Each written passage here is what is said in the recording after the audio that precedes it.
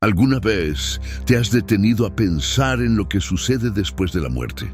No como una teoría, no como un dogma religioso, sino como una experiencia.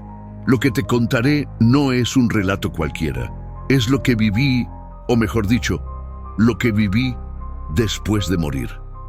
Todo comenzó con un susurro. No fue un grito ni una explosión, solo un leve susurro, como si el universo exhalara su último aliento. Un instante estaba allí, en mi cuerpo, y al siguiente, ya no. No sentí dolor, no hubo sufrimiento. Solo un cambio, como si alguien hubiera apagado la luz del mundo y encendido otra, en un lugar completamente distinto. Primero fue el silencio. No el silencio que conocemos, ese que aún tiene el eco del viento o el lejano murmullo de la vida. Era un vacío insondable, un abismo donde el tiempo no tenía sentido. Luego la oscuridad, pero no una simple ausencia de luz, sino una negrura palpable, como si fuera una sustancia que podía envolverme, tocarme, absorberme. Y entonces las voces no venían de un lugar en particular, sino de todas partes y de ninguna. Eran múltiples, susurraban mi nombre, decían palabras que no entendía, pero que de alguna forma reconocía. Y con las voces vinieron los recuerdos, no los míos, sino de otros. Fragmentos de vidas que jamás viví, emociones que no eran mías. Rostros, gritos, lamentos y risas, como si cada alma que pasó por este umbral hubiera dejado una marca en la inmensidad. El miedo llegó después. No porque estuviera solo, sino porque sentí que no estaba completamente solo. Algo más estaba ahí, algo que me observaba, que esperaba.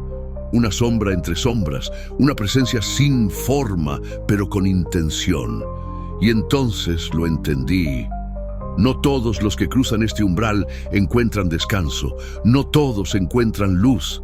Intenté moverme, pero ¿cómo se mueve alguien que ya no tiene cuerpo? Mi voluntad era mi única herramienta y fue con ella que avancé, sin saber hacia dónde. Vi luces en la distancia y con ellas figuras. Algunas familiares, otras desconocidas, algunas me llamaban, otras se alejaban y algunas simplemente esperaban. El tiempo se volvió un concepto inútil, minutos, horas, siglos. No importaba, lo único que tenía sentido era la decisión, avanzar o retroceder, resistir o rendirme. Y entonces lo vi, una puerta. No era de madera ni de piedra, sino una abertura en la realidad misma, un umbral de energía vibrante. Sentí que si la cruzaba, todo cambiaría para siempre. Pero antes de tomar una decisión, una voz habló. No era un susurro, no era un grito. Era clara, firme, llena de autoridad y al mismo tiempo de compasión. Me hizo una pregunta simple. ¿Estás listo? No supe qué responder. ¿Listo para qué? ¿Para dejar todo atrás? ¿Para comprender lo incomprensible? ¿Para enfrentar lo que realmente soy? No sé cuánto tiempo pasó antes de decidir, pero cuando lo hice, desperté. No en el mundo que conocía, pero tampoco en la oscuridad. Había algo más, algo que no puedo describir con palabras humanas. Solo sé que no era el final, solo era el comienzo de algo nuevo. Si crees que la muerte es el final, piénsalo de nuevo, porque cuando ese momento llegue, te harás la misma pregunta que yo. ¿Qué sucede después de la muerte? Y aún hay más. Lo que encontré después de la puerta era algo que nunca imaginé. Había un río, pero no un río de agua. Era un río de sombras, de memorias, de almas. Cada gota contenía una historia, una vida, un destino. Sentí que si tocaba aquella corriente me perdería en ella, pero no había otra opción.